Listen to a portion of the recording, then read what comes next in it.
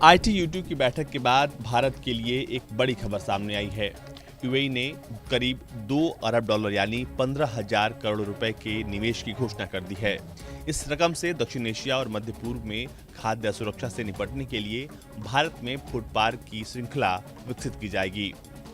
PM Modi ने गुरुवार को 4 देशों के समूह ITU-2 के पहले शिखर सम्मेलन में हिस्सा लिया। ये सम्मेलन वर्चुअल तरीके से हुआ। इसमें पीएम मोदी के अलावा अमेरिकी राष्ट्रपति जो बाइडेन, इजराइल के प्रधानमंत्री याइर लैपिड और यूएई के राष्ट्रपति मोहम्मद बिन जायद अल नाहयान मौजूद रहे। इसमें भारत के लिए बड़े निवेश का ऐलान किया गया। इन 4 देशों ने मिलकर एक समूह बनाया है। इसका नाम है I2U2। इसमें 2 बार I का मतलब है इंडिया और इजराइल, जबकि 2 बार U का मतलब है यूएई और यूएस। यूएई ने भारत में इंटीग्रेटेड फूड पार्क की सीरीज डेवलप करने के लिए $2 अरब का निवेश करने की घोषणा की है। ITU-2 की संयुक्त बैठक में यह बयान दिया गया। गौरतलब है कि यूएई राष्ट्रीय एजेंसियों ने इस महीने चेतावनी दी थी कि यूक्रेन में युद्ध और जलवायु परिवर्तन से भुखमरी और पलायन अभूतपूर्व स्तर तक पहुंच सकता है। आपको बता दें कि वहीं शिखर सम्मेलन को संबोधित करते हुए पीएम मोदी ने कहा कि हमने कई क्षेत्रों में संयुक्त परियोजनाओं की पहचान की है और उन पर आगे बढ़ने के लिए एक रोड मैप तैयार किया है। उन्होंने आगे कहा कि मुझे पूरा भरोसा है कि हम वैश्विक स्तर पर ऊर्जा और खाद्य सुरक्षा समेत आर्थिक प्रगति में एक दूसरे का महत्वपूर्ण योगदान करेंगे। ये फैसला देश के किसानों के लिए बेहद फायदेमंद साबित होगा।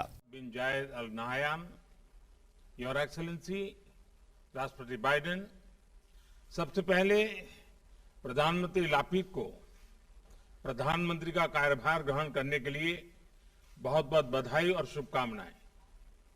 आज की समिट की मेजबानी करने के लिए भी मैं उन्हें हृदय से धन्यवाद करता हूं।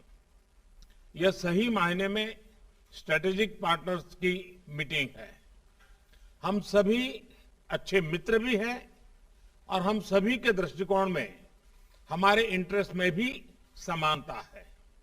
एक्सेलेंसीज, योर हाइनेस, आज की इस पहली समिट में से ही I2U2 ने एक सकारात्मक एजेंडा स्थापित कर लिया है।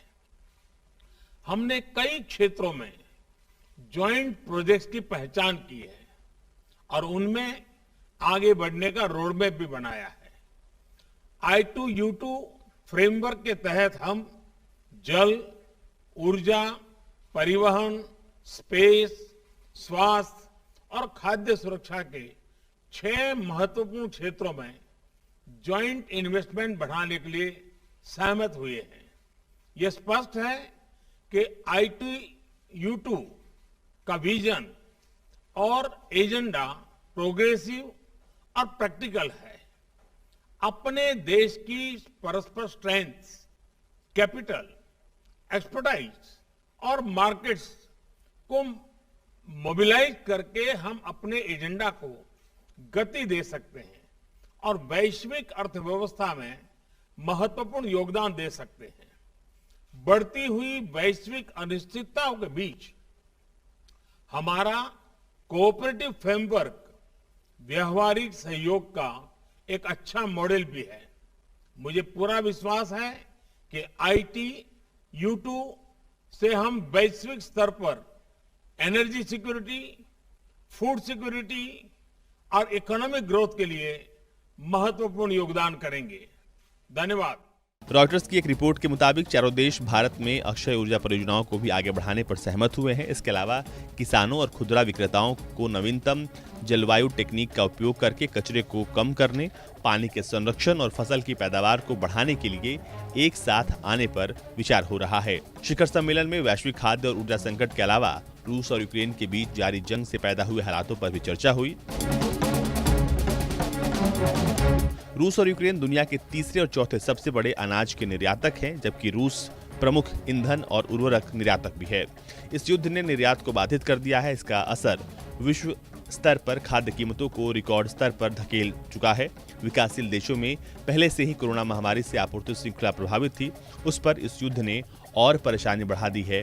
आपको बता दें कि इस बैठक में इन तमाम पहलुओं पर बातचीत हुई और अब उम्मीद है कि आगे ये चारों देश मिलकर और कुछ अच्छा करेंगे और कुछ दुनिया के लिए बेहतर करेंगे। Bureau report, Bharat.